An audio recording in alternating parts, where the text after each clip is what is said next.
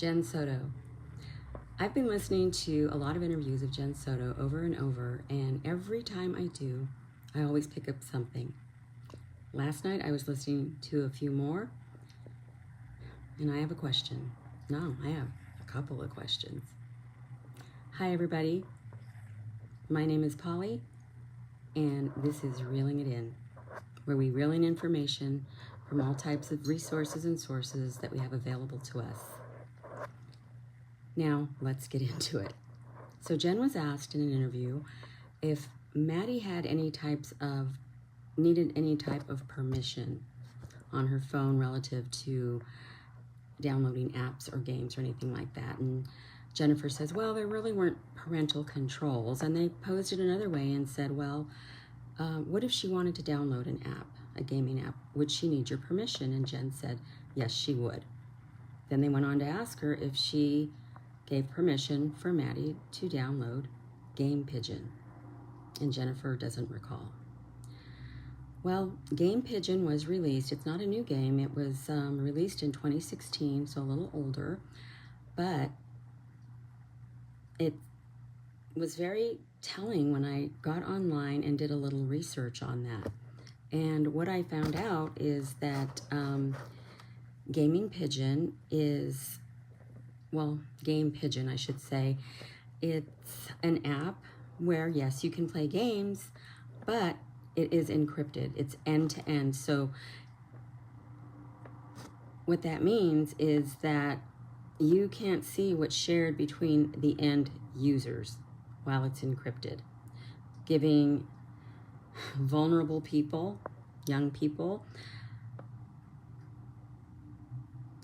well, not giving them, they are allowing or giving predators access to people who commit cybercrimes, right? And they have the ability on this gaming app, because it's encrypted, to text privately just between the two, and it's gone. And content, the same thing. Of course, we know that with apps, we think, well, I need to have permissions, because if not, especially if they're in-app purchases, my kid is going to be making all kinds of purchases, right? But Game Pigeon, as with some of these others, they just have loopholes when it comes to age verification, location sharing, any type of personal data that you just don't want cyber criminals having access to.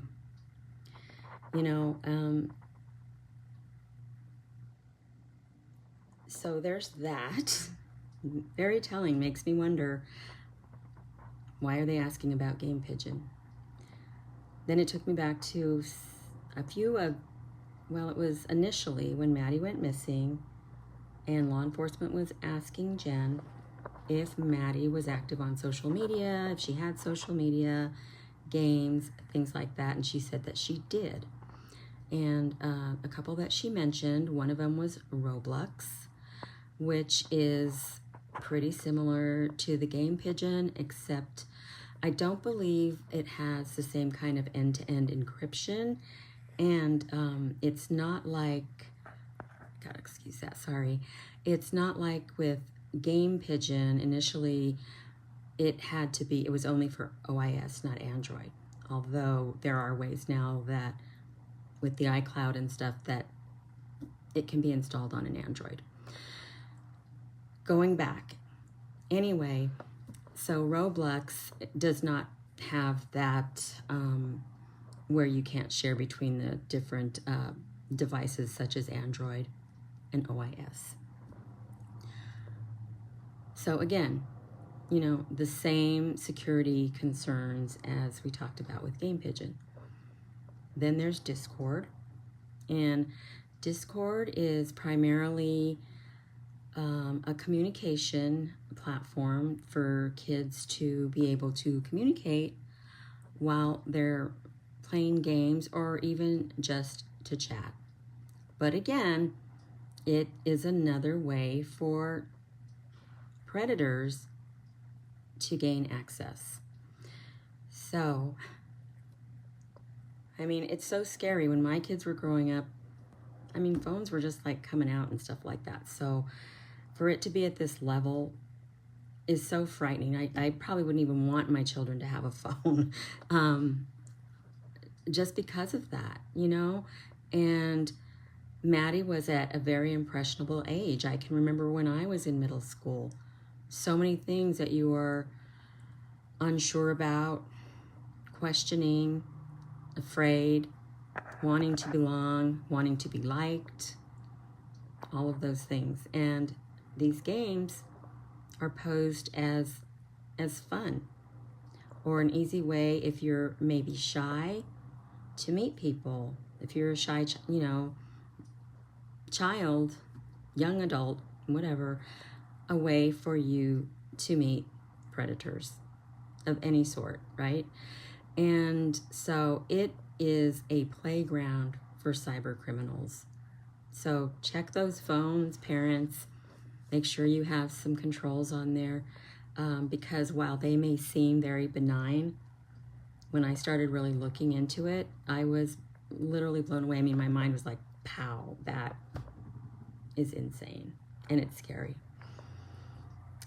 But the one for me that was really frightening was when she mentioned Minecraft. And that triggered me in a way because my granddaughter plays Minecraft. She does not play it online. She just builds stuff on her own tablet. But the concerns there are that, you can meet someone on Minecraft, and this is how it's an easy way for them to groom vulnerable people, especially children. And what they'll do is they'll give them compliments, they'll give them likes, they'll give them stuff that will just boost their self-esteem, which makes the individual feel good about themselves, and at some point the predator feels safe enough to ask the child for naked pictures, and sometimes demand even more, threatening to reveal these pictures to other people or even to their parents. And with the main goal of actually setting up a face-to-face meeting to SA the child. And, that in itself is so scary. But I'm sure Stefan made sure that there was no meeting of anybody else with Maddie. Here we were thinking there's just, and I don't want to minimize bullying or anything like that, but look at the level it has risen to. No longer is it just inappropriate language or conversation or bullying or things like that. These games can also be highly addictive for children, and it did say, in fact, that especially with children that have ADHD. So there you have it. Next head scratcher for me that I wanted to reel in is when the detectives were questioning Jen after she was shown, I believe, a photo, or she wanted to see a photo about the essay. She had already been told about it. And after she saw it and calmed down, they posed the question to her if she felt or thought that Stefan and Maddie might have believed that they were in a relationship. Or was she even aware? Did she know if Maddie was sexually active? I think was the first thing they asked her, and she said no. And then, could Maddie have thought she was in love with Stefan? And this is all around the pictures, okay? So to me, and don't come after me, I know Maddie's a victim here. She cannot give consent. She did not. She couldn't, okay? She was groomed. Did Stefan groom her into believing that they were in a relationship, that they were in love? Are there photos of them appearing to be an intimate, in-love couple on that phone? And Jen had to be somewhat suspicious to say she always worried or mentioned that she didn't want it to be a Woody Allen situation, right? Okay, enough of that. Lastly, law enforcement is interviewing Stefan about taking Maddie to school that morning, and he says, yes, I was taking her to McDonald's. She didn't want it. Drove her to school, got to the parking lot, made a U-turn because I wanted to convince her to get McDonald's because I was still hungry. And they say, yeah, no. You didn't go to McDonald's. Your car was going in the direction of Kissimmee. Oh, that's right. My brain, I'm in such a fog. I realized I'd forgotten my gate clicker and I needed to go back and get it. I don't know why at that moment, but that's what he said he did. Now we know that's not true because Jen says he comes into her room and wakens her, startles her actually, trying to leash the dog that's on her bed to take him for a walk. And so she gets up to try to help him and he says, no, you go back to sleep. Very risky move. Why did he go back? What did he remember that caused him to go back? Very risky. Jen could have said, no, I'm up. Where's Maddie? Asked to see Maddie, something like that. And he was willing to take that risk. And never once in her interview does Jen say that day when he came back that Stefan asked for a gate clicker or said that he lost it or needed it or forgot it.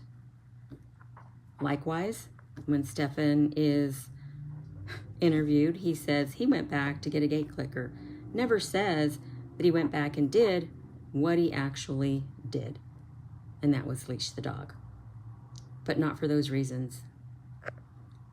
What was he looking for? What did he go back for?